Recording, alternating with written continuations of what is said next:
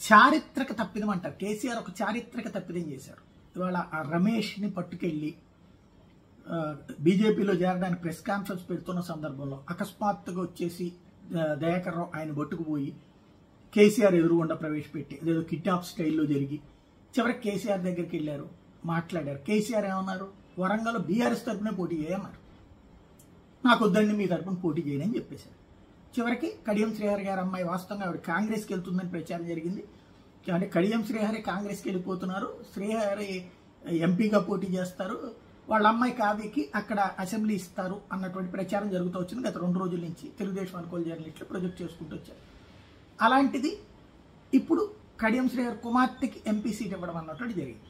ఇందులో చారిత్రక తప్పిదమైన ఎందుకు అనాల్సి వచ్చిందంటే, వరంగల్కి సంబంధించి ఆయన కనుక రమేష్ పార్టీ వాడే వెళ్ళిపోతున్నాడు అంటే ఒక ఎత్తు, అంతవరకు ఒక ఆస్పెక్ట్ ఉంది.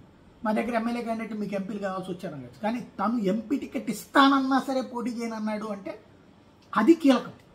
తద్వారా బీఆర్ఎస్ పని అయిపోయింది అన్నటువంటి సంకేతం వెళ్ళాల. స్వయంగా కేసీఆర్ కూర్చోబెట్టిన పోటీ చేయని ఒక అభ్యర్థి మాట్లాడాడు అంటే ఓ నాయకుడు, కేసీఆర్ పరిస్థితి దిగజారిపోయిందా, బీఆర్ఎస్ పరిస్థితి దిగజారిపోయిందా అనేది $1 మిలియన్ ప్రశ్న.